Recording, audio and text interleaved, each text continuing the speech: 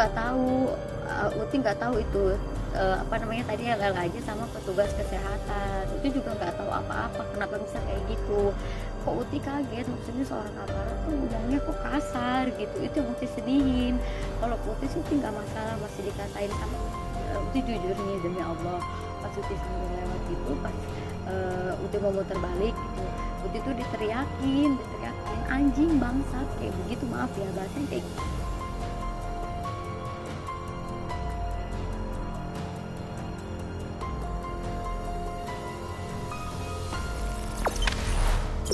Jangan lupa subscribe, share, komen, dan like ya.